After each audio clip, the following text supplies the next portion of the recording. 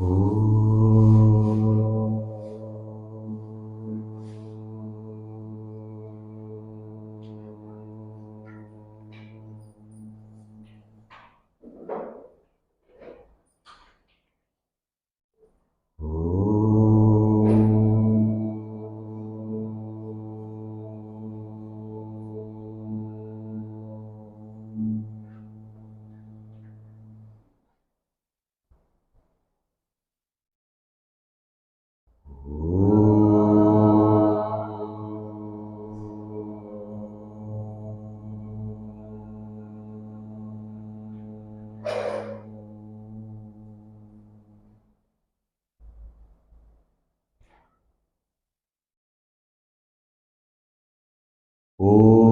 श्री गणेशाय नमः। ओम श्री सरस्वत्यै नमः।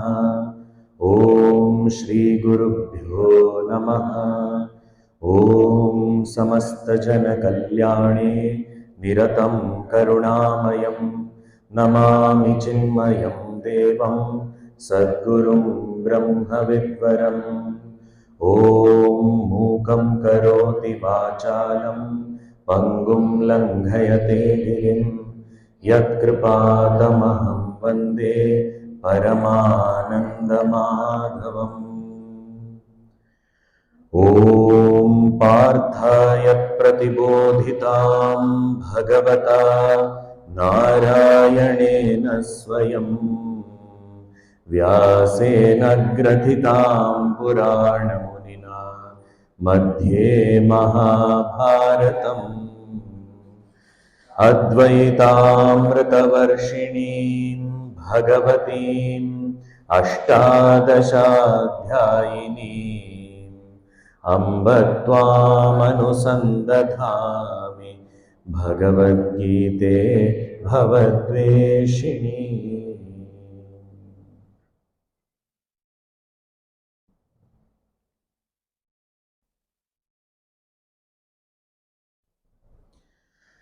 बंसीधरा कन्हैया घनश्याम सुंदरा। बंसीधरा कन्हैया घनश्याम सुंदरा। गिरिधारी गोपबाला वृंदावन विहारा। गिरिधारी गोपबाला वृंदावन विहारा। बंसीधरा कन्हैया घनश्याम सुंदरा। बंसीधरा घनश्याम सुंदरा। गोविंद माधवा हरे मधुसूदन मुरारे। गोविंद माधवा हरे मधुसूदन मुरारे। राधे गोविंद राधे राधे गोविंद राधे। राधे गोविंद राधे राधे गोविंद राधे। राधे गोविंद राधे गोविंद राधे गोविंद राधे। राधे गोविंद राधे गोविंद राधे गोविंद राधे। बंसीधरा कन्हैया घनश्याम सुंदरा। बंसीधरा कन्हैया घनश्याम सुंदरा। घनश्याम सुंदरा घनश्याम सुंदरा। बोलिए राधावर श्री कृष्णचंद्र भगवान की जय। श्री सद्गुरुनाथ महाराज की जय।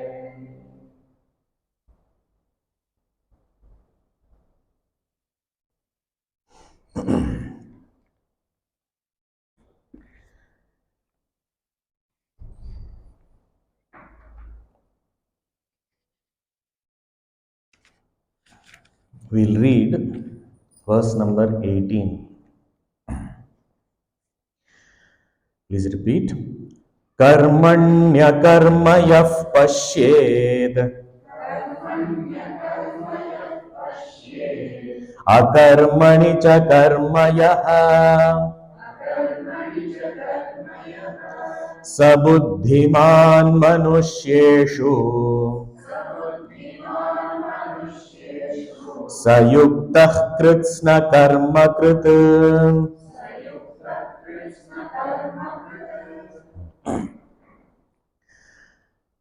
Bhagavan said, the one who knows the divinity of my birth and action, in essence, doesn't have to take another birth. He is liberated, he attains me. Divinity of birth, that is everything about avatara, how, when, why, all that was talked about. And then divinity of karma, he said, in order to establish dharma, that is the part of avatara karya, I have created this fourfold classes in society. Although I am seemingly the creator, yet my identity is the non-doer. I don't do anything. And this non-doership doesn't undergo any change. Means that status of being a non-doer doesn't change at all.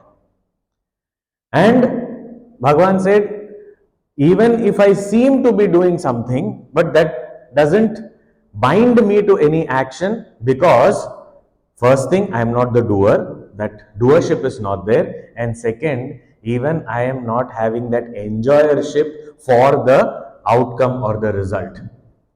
So action, I am detached because I am not the doer.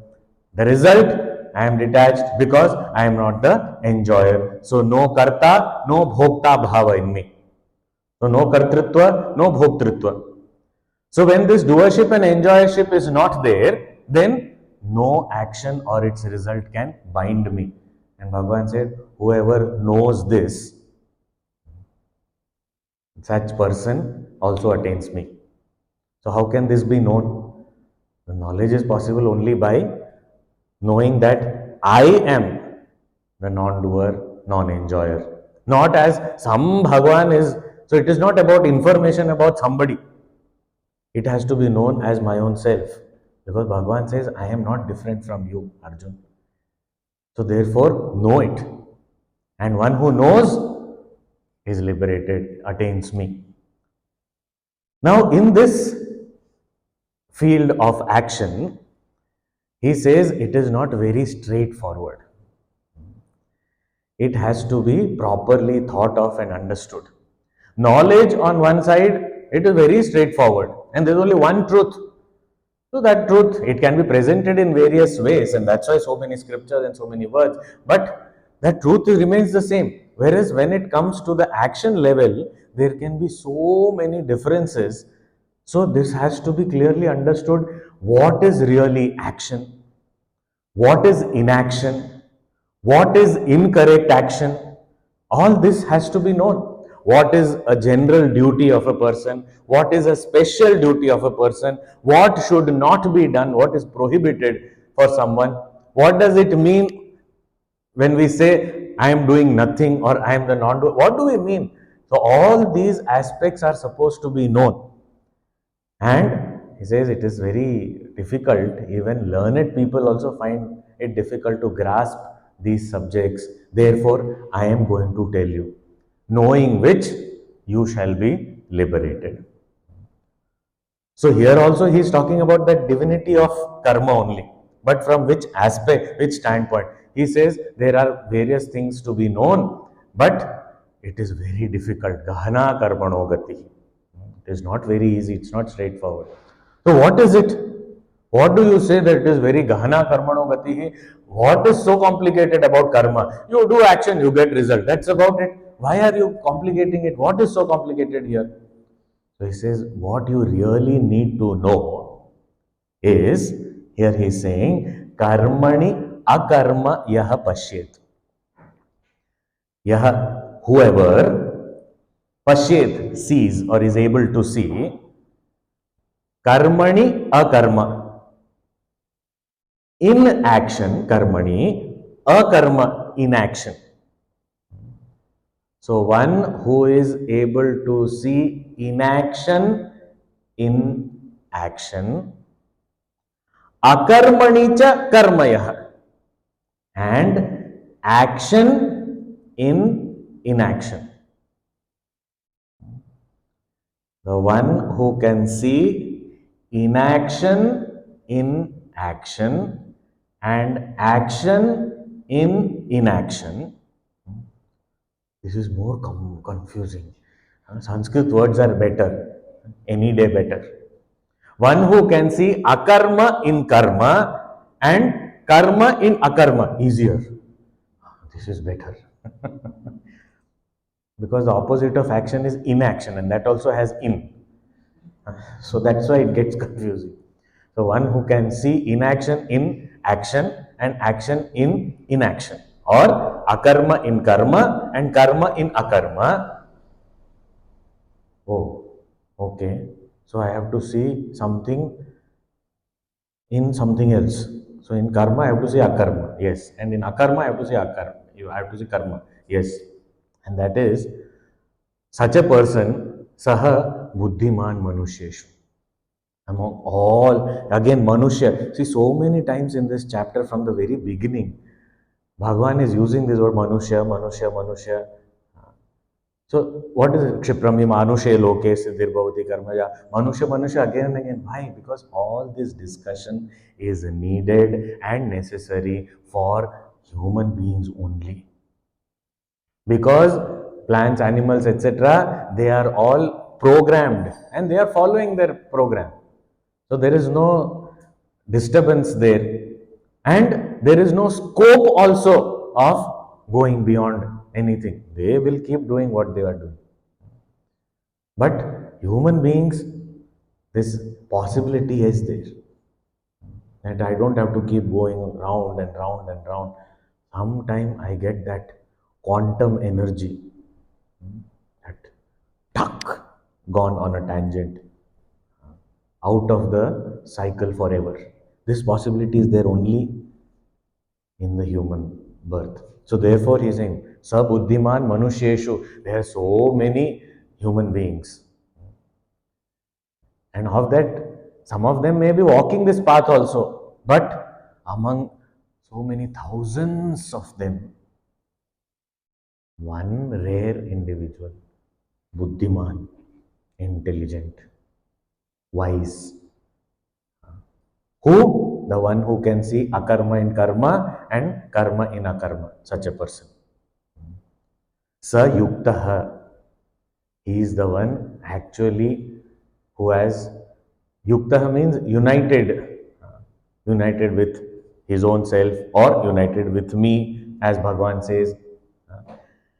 Kritsna karma, krit means he has done all that is needed to be done. So there is nothing more to be done. Kritsna means all, sarva. Karma. So all karma, krit, has been done. Means there is nothing more to be done. So a person who can see inaction in action and action in inaction, such a person is wise among thousands of human beings, and such a person only is united with me or his own self, and such a person only has accomplished everything that needs to be done. There is nothing more for him to do. What does this mean?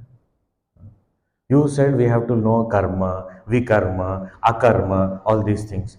And now you are saying in karma you see akarma, in akarma you see karma. What do you want? Please now make up your mind and tell me what you want.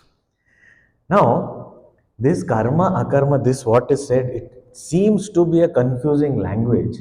But actually this, to some extent, we all also do. And we easily can understand. This is not very complicated. Although this subject matter, Bhagavan says, is difficult to understand, but still he has made it so simple. What is he saying? To be able to see karma in akarma and akarma in karma. For example, let us say there is a small child and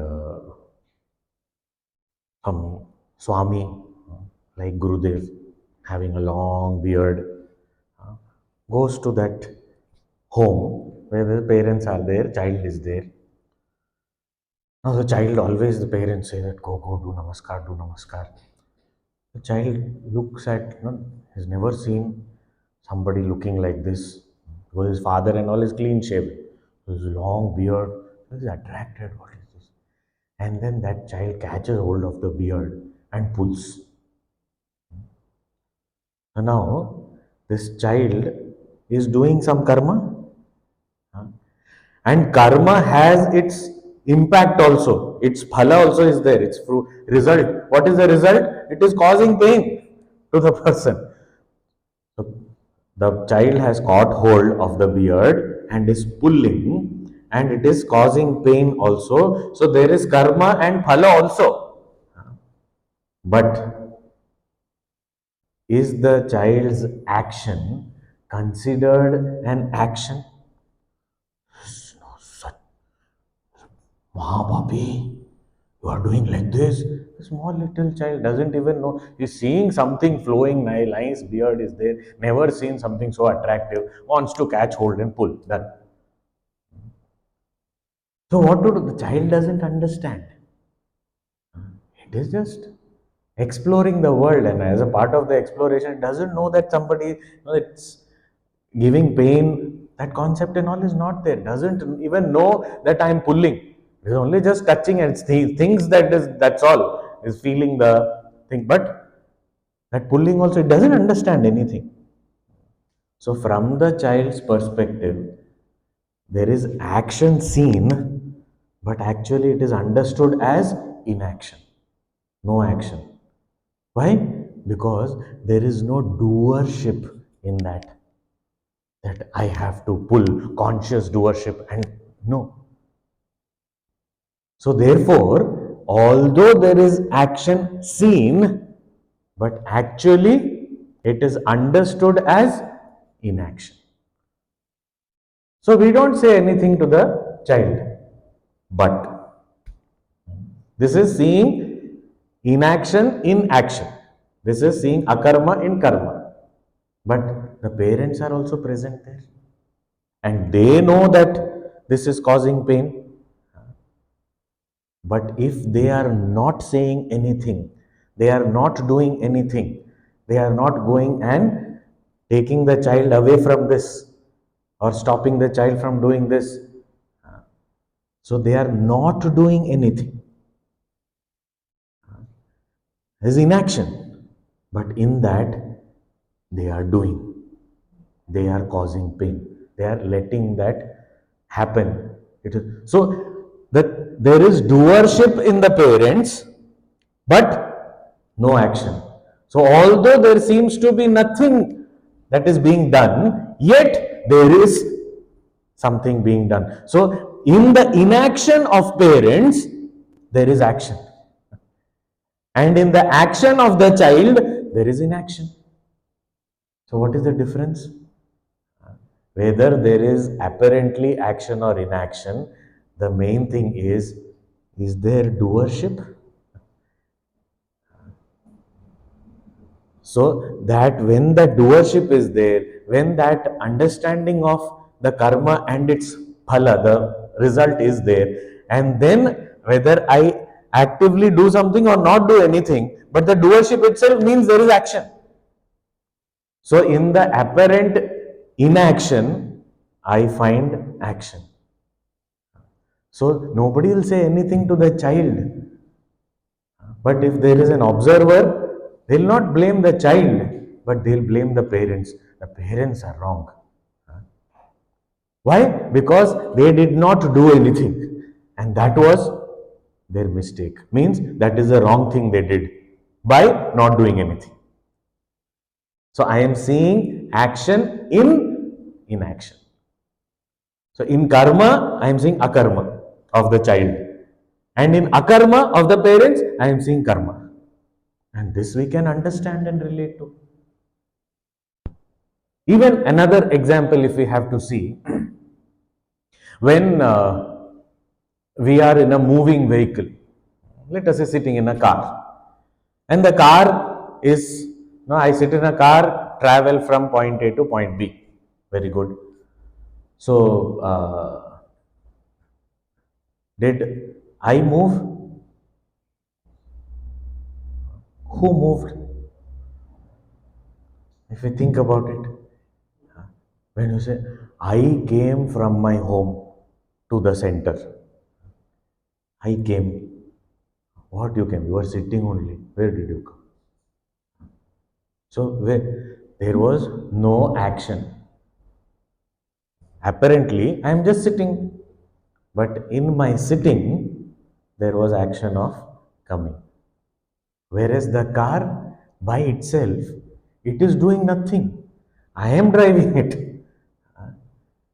So, the movement is of the car and there is no movement of mine. But who has come from home to here? I have come. I never say car has come from home to here and I just took a ride.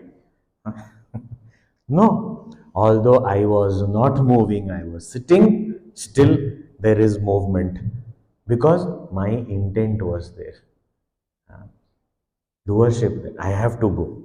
Whereas the car, all its parts were moving, but yet there is no karma on part of the car. And that is why even if a, some car race is there and then somebody comes first, the car is not rewarded. The driver is. Why? Because the car, all the action car is only doing. What do you see? The red car has overtaken the blue car. That is how people say, right? This car is.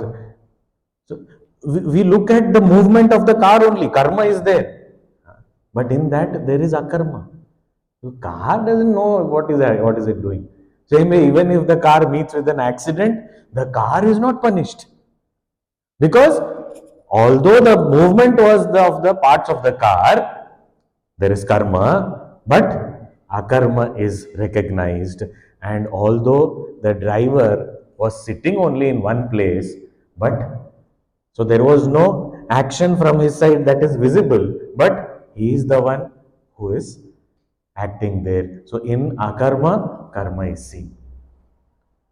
So when we understand that in karma there is akarma and in akarma there is karma, when we can see through this, that is what sabuddhiman manusheshu sayukta krishna karma. So this is from the standpoint of action. So only action we take into account and we say when there is, so this is karma standpoint. So from karma standpoint, when we see that there is action, but is there intention behind it? And even in modern society, as far as the law is concerned, what is the most important thing? Motive.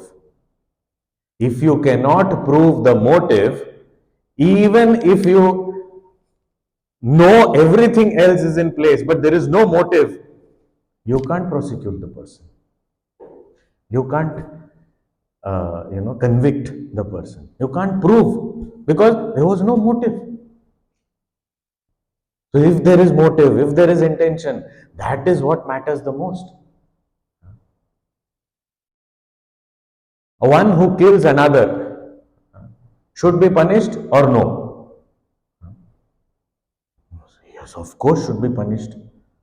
A soldier, he kills so many enemies, should be punished, right? Where is the motive? Motive is not killing. The motive is protecting the motherland. So such a so-called killer is awarded, recognized that he has protected the nation. The motive is different. Doctor performing a surgery, it is very, very critical, but somehow he is not able to save the patient. So now if we look at the action by itself, what is the action? He made the patient unconscious when there was no ability in the patient to save himself. He took a knife, cut open, so bad, and ultimately killed. So he should be punished. What is the motive? The motive was to save. But in that, sometimes it is successful, sometimes it is not. But the motive is what is more important.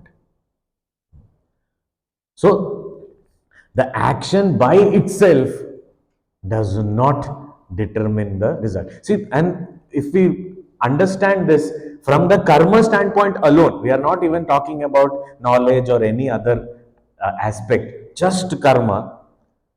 Every action begets a result, right? Any action, it will produce some or the other result. And that is a law. Anything we do, even if we move the hand like this in space, some result is there, some ripple effect will be there.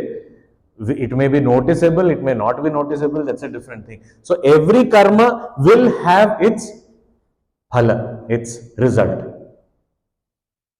But that karma initiates, the karma is initiated by the karta, the doer. Now, based on the doer or the sense of doership, the phala is going to come, but whether it will bind or not, whether it will affect or not, will depend on the doership and not the doer. That's the difference. This is what is here meant. That, of course, if I am performing some action, the performance of action will yield some or the other result. But can that result bind me, affect me or not, will be dependent on whether I am having that sense of doership or not. What is the intent? What is the motive with which I am undertaking the action? So if I undertake the action as an instrument, for example, a soldier just obeys the command of his senior. That's about it. They are trained to do that. Just obey. That's it. Follow what is said. They follow. So when they are just obeying and just doing, there is no personal agenda in this involved. And even if there is, it is dedicated to the motherland. Oh, I am doing it for my nation. So there is that attitude of dedication, and that is there. Then whatever be the result, whether someone recognizes my valor and gives me some award or medal, or it goes completely unrecognized, nobody remembers, nobody even comes to know about me, it doesn't matter to me. Why? Because I did it for my nation and just obeyed the orders. That's about, I was not involved there at all. Whereas a person who refuses to go and says, I will not go, I will not do anything. Why? Because I don't want to do this. This action is bad and I don't like it, so I am not going to do. So apparently that person is not acting, but the motive is full of doership. So there seems to be no action, but actually there is action. Now that also has result.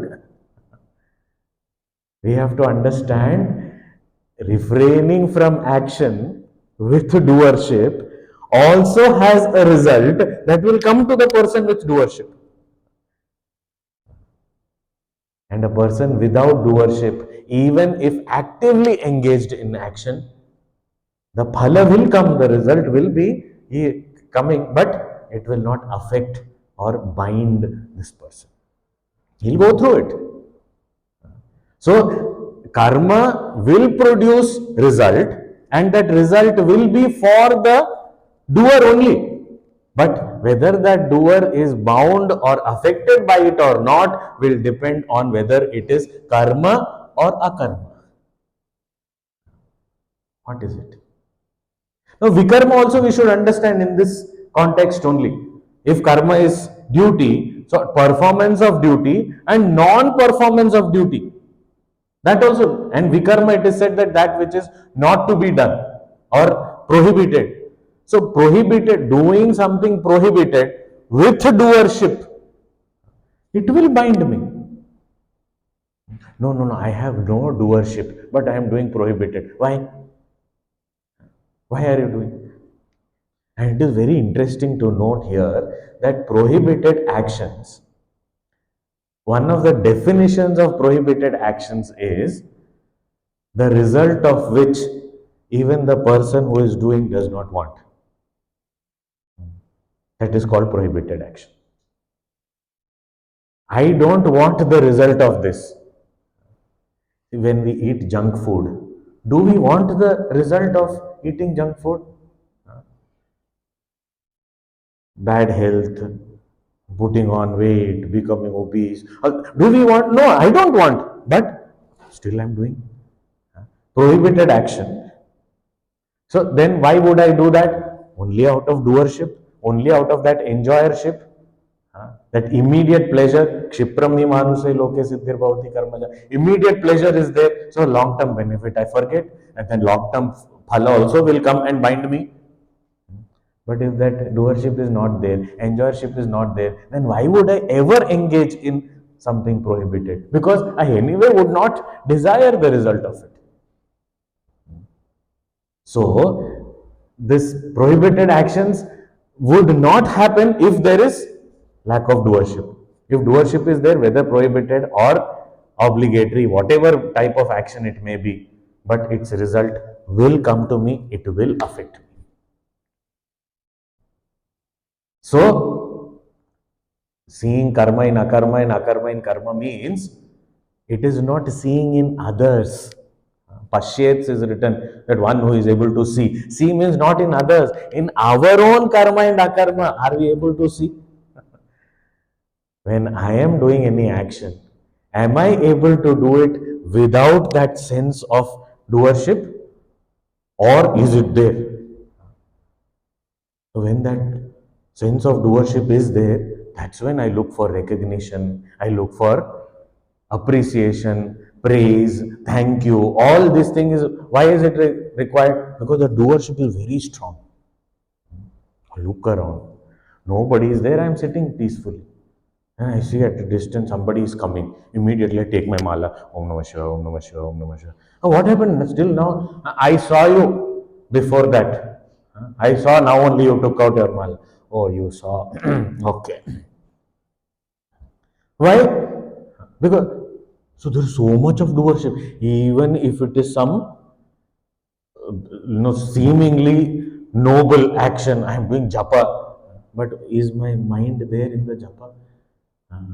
People should think that impression I have, I don't want to disturb that. Everyone should think like that. I'm always doing japa. Whenever they see me, I should be doing japa. One day they will come from behind. It will be caught. So the point is, any action when we are doing, whether even if it is sadhana, what is the attitude behind it? That is what we do. That is why he's saying, in karma, am I able to see akarma? So am I doing it without that doership? No, how do we get rid of doership? It is there, what to do? Yes, it is there. First of all, we have to accept it is there. With ourselves only. It is not about talking about others or talking to others also. It is about ourselves and it is between Bhagavan and us. Bhagavan is telling us only this. So it is between him and us. So we tell him, Bhagavan, there is doership, and I like when people appreciate. I like when my efforts are acknowledged. What do I do? How do I reduce it? How can I get rid of it? Directly from doership to non-doership, movement is difficult. But I can have a bridge between the two, and that is called being an instrument. So from doership to non-doership, this journey can be undertaken through the bridge called instrumentship. That I am an instrument in the hands of the Lord. He is doing everything and He is making use of me. I am grateful for that. So then what happens? I look at any action as an opportunity to serve, and that becomes a dedicated action. I become grateful that I got this opportunity to serve. So anything I am able to do, I say, Bhagwan, thank you for using me in this. Then what happens? My focus is not on the action or the result. My focus is on the altar to which this action and result are dedicated. So therefore, even if such actions will produce results, people may appreciate, but it will not go into my head. It will not affect me, it will not bind me, it will not force me to do more and more so that I get more and more appreciation. It will not. Because my focus is somewhere else. My focus is on that Lord who is using me as an instrument. A musical instrument or any other instrument for that matter. Let us say a pen. We all use a pen. Does the pen have a desire to write? Pen is there. Somebody picks up, writes, and puts it down. So when it is picked up and it writes, it follows. And then when it is over, no complaints. Musical instrument, it is played, it plays. It is put down, over. It doesn't have its own agenda. So in karma, there is akarma. And in akarma, there is karma. So this way, once we understand, in our own, when we are not doing something, we have to understand, is it really not doing? Or this also is doing something? Because sometimes we feel, I have given up everything. What everything given up? Inside, there's a cyclone going on. What given up? What given up? Everything. Sitting and contemplating on that only. Next opportunity. Little one. These people ask only once. They should ask 2, 3 times so that I'll say, oh, okay, yes, I'll come back. I gave up everything, so they let me go. What is this? They should have told, no, no, no, don't go, don't go. They said once. Or I should have said, agreed once only. Second time, I was thinking that second time they will call me, but they didn't. So, which means even after giving it up, I am still thinking about that only. This typically happens, especially when we are working for some organization or some company or something for a long time, and then that there is a date of retirement. Sometimes we are forced to, sometimes we voluntarily accept. But either case, even in voluntary, not just forced retirement, even when we step down, then we feel, I will go to the office and come. Why? Uh, just to meet everyone. So, which means I have officially given up, but still I will go there. And I'll say, everything is going on fine. What is happening? Constantly, I will call up people. What happened in office today? What, you are retired? What is your problem? No, no, no. That file got went ahead or not? But why are you worried? Don't worry. We will take care. Yeah, yeah, I know you will take care. But then I just was thinking, if it doesn't go today, then it will be too much of delay. And it does. Why? Over. But I have officially given up. There is akarma, but in that there is so much of karma, as though I am only running the show everywhere. Many people don't do sadhana for this reason. They say, for sadhana, I have to withdraw. Yeah, little bit at least you have to substitute your extrovert activities with, no, I am just thinking, by chance, if I daily meditate, and suddenly I realize myself, I am liberated, suddenly. Then what will happen to this world? What will happen to my family? What will happen? Therefore, I am not doing any of these things. This is as though we are only running this whole show. So therefore, you know, we are not able to, no, if we are not able to leave it, okay, continue doing it. No, I have given up everything. No, Vairagya. I have given up. But still, really not given up. Anyway, Bhagavan has talked about this in the third chapter, beginning itself. Karmendriyani sanyamya ya aste manasa smaran indriyartha. People, they withdraw all their limbs, they sit down, but in their mind, thinking about various action and its result only. So Bhagavan has called them vimudhatma, mithyacharasya uchyate. Mudhatma means fool. Vimudhatma means crest jewel among fools. Vimudhatma. Mithyachara. He is a hypocrite. Why? Because it seems as though to the doer, see, we can cheat people. But actually, it doesn't matter whether others are cheated or not. The main person who is cheated is me, myself. I am cheating myself. Just to show off, I have given up everything. So I have to evaluate myself that where my mind or my life there is akarma seen, in that also is there hidden karma? If it is there, better to go out and do things and dedicate it to something higher so that our mind is purified. So in karma, see akarma. In akarma, see karma.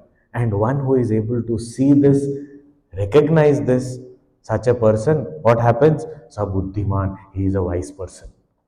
He has really understood his own journey, where he stands, and a wise person only can progress further. Manusheshu. Among thousands, he is one rare wise individual. And he's saying, Sa yuktaha kritsna karma krit. Yuktaha means when he is from the standpoint of karma, he is a karma yogi. He understands that even if I act, but if it is dedicated to the Lord with the attitude of instrumentship, that I have to do this duty, it is an offering or worship of the Lord, then it is in karma seeing akarma. And not unintelligently giving up just the action, but from the mind the doership and all has not gone. So one who understands this and lives a life accordingly, is yukta means karma yukta. He has really understood this karma and he is actually performing the right action. And Kritsna Karma Krit. What happens? Kritsna Karma Krit means any karma is performed or karma yoga is performed. When we dedicate it, it is called karma yoga. Karma yoga is performed for chitta shuddhi, for the purity of the mind. And by this kind of action, with this understanding, the mind becomes pure. So when purity of mind is attained, then there is nothing more to be done. Kritsna Karma Krit. Everything is done. Now, this is the standpoint of karma. Now, if we understand this, then we can also understand other standpoint. If we think about jnana, standpoint of knowledge. From the standpoint of knowledge, there is something very beautiful in this. Karma, like the car and the driver example, or car and the passenger example, we understand we as individuals, the real identity of mine is what? Bhagavan has already said, Ajopi San Avyayatma. That unborn, imperishable, unchanging self, that is me. And this is my vehicle, this is my instrument, body. Body, senses, mind, intellect, all these things are my instruments. Now, karma is performed by all these instruments are doing karma, interacting with the world, etc. The self, already said, akarta. Vidhi akartaram avyayam. So the self is akarta. The upadhis, as it is called, all these instruments are the ones which are acting. The self is akarta, not doing anything. So here karma and akarma means that which is engaged in constant activity is called karma, means all the instruments, body, mind, intellect, etc.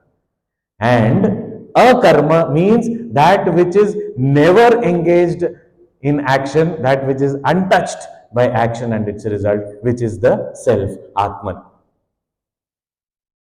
So if you understand this, karma means body, mind, intellect. Akarma means Atman, self. Now, in karma, if I can see akarma, what meaning? In all these bodies, not just mine, everywhere, that seem to be constantly engaged in activity, what is it that is enlivening all this and making this activity possible? That consciousness, that self. If I can recognize it in and through every instrument that I can see. For example, there's a fan. When connected to electricity, it rotates. There's a bulb connected to electricity, it glows. So actually glowing, rotating, heating, cooling, all these are actions performed by the appliances. But can they perform all these actions without the touch of electricity? No. Does electricity rotate? No. Does electricity glow? No. Does electricity heat or cool? No. But it is there only the touch of that akarma electricity makes this karma of the appliances possible.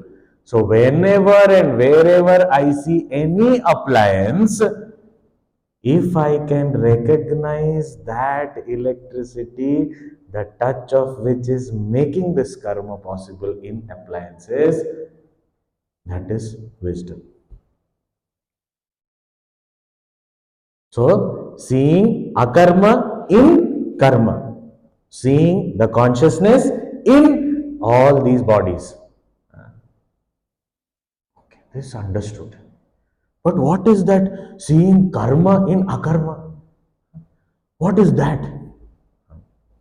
Again, we will take another example. When we go to a goldsmith or a person who understands this precious metals and all, I have a gold necklace and I say I want to sell this. Okay, how much will you give me? So what does he do? He looks at the necklace, he straight away weighs it, and based on the weight he will check today's rates. This much you will get. Okay, what are you talking? This is my great grandmother's necklace. And look at the such beautiful design is there, and it is exactly fitting my neck. It is so perfectly sized. Some little bit you should give more. All this is all gold. That's all. Oh, okay. I have a bangle also. Okay, wait. Same as necklace, that much only you will get. Weight is the same. What is this necklace also same and bangle also same? Said necklace, bangle, all your definition. For me, what am I saying? Only gold.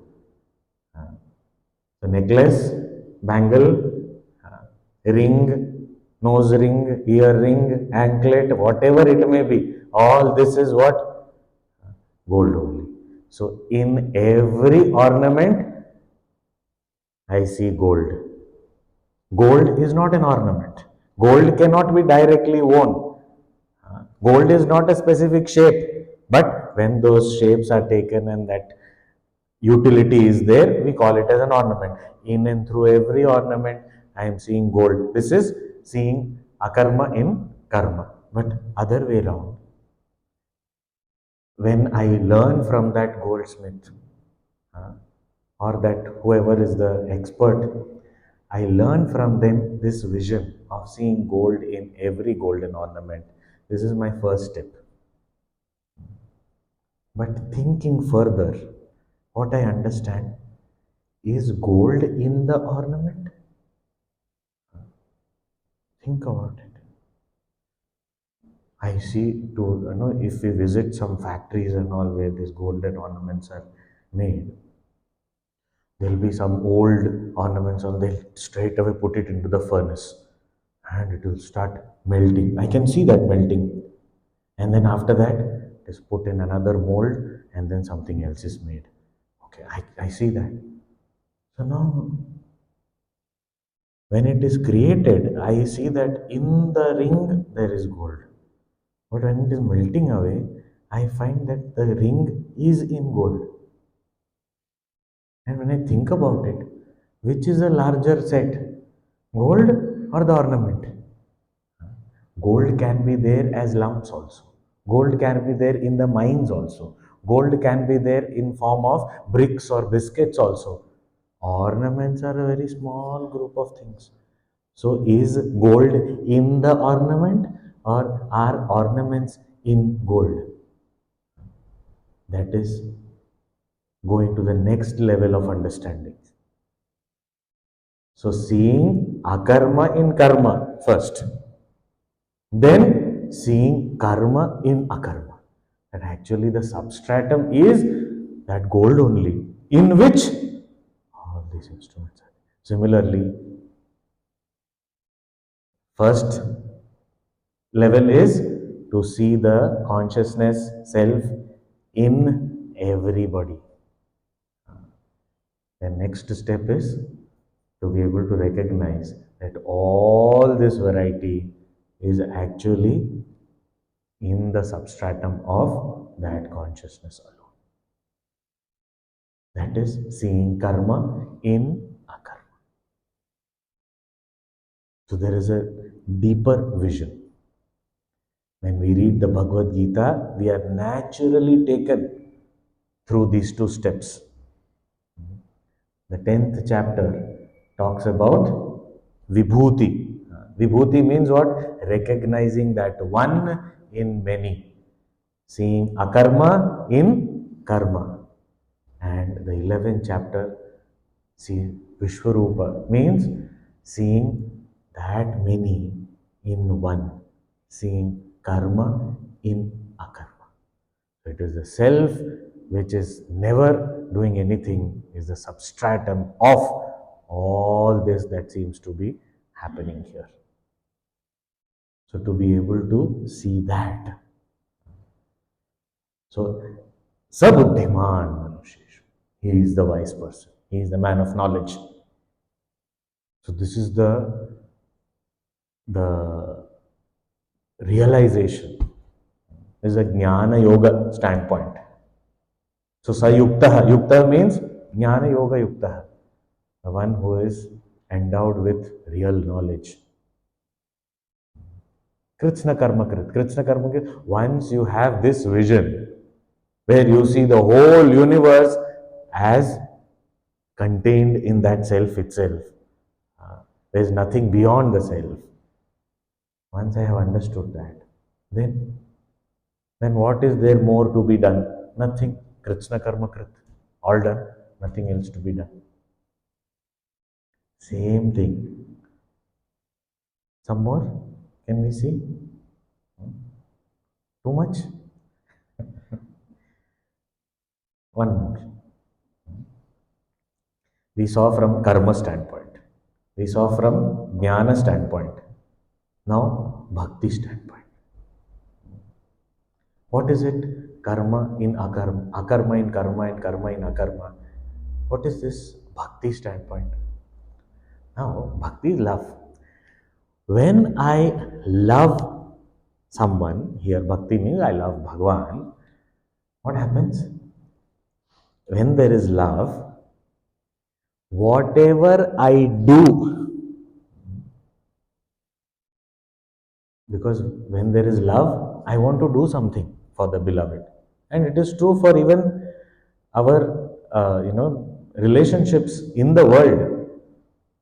So, for Bhagwan also, when we are in love with God, we want to do something for God. And how much ever we do, if somebody says, you are doing so much for Bhagwan, so what am I doing? I am doing nothing. He lets me do, he makes me do, he is the one who is doing everything. I am not doing anything. So that karma is not appearing as karma and burdening me. I have to do so much. No, it is joy. So there is no karma. It is akarma only for me. So a devotee, whatever sadhana he does, whatever he offers to the Lord, he always feels there is nothing. I am not doing anything. And that is the spirit of Tera tujko arpan kya lage mera. He is saying the arati. So all that is yours only is being offered to you. What have I done? So a devotee never feels that he is doing something for the Lord. There is in his karma, there is always akarma only. There is no doership. There is no it's privilege, it's gratitude with which he is working. And somebody asks, why are you doing this for God? Has God even once acknowledged whatever you have offered? You are doing so much. Does God even know? Is God even, has He given some signal at least? Has He told you that I have accepted and I am happy with you? Anything? Why is it required? Why? Because He is the one who is protecting me. He is the one who is enabling me. He is the one who is empowering me. He is the one who is giving me opportunities. Where did He give? He is not even there in the scene. Not there. Akarma. In that, I see He is only doing everything. Karma. He is the one who is managing the show. He is the one who is protecting me. So many things wrong could have happened with me, but nothing happened. So in akarma also, I see karma. So from my side, as a devotee, in my karma, there is akarma. And from Bhagwan's side, as a devotee, I see in akarma also, I see all his karma only. That he is only doing everything for me. He has done so much and he still keeps doing. So there, as a devotee also, there is constantly seeing akarma in karma as far as my actions are concerned, and seeing karma in akarma when Bhagwan doesn't seem to be doing anything, but I recognize that he is the one who is doing everything. That is the vision of a devotee. Such a person, buddhiman manusheshu. He is the real bhakta who is wise, who has really understood devotion also. And Sayuktaha, Bhakti Yuktaha, is the one endowed with that divine love. And Krishna Karma Krit. For him, now, anyway, he doesn't feel he has to do anything. He's already surrendered that. So nothing has to be done. That ego only is surrendered at the feet of the Lord. Nothing more needs to be done. So, Bhagavan has given this secret.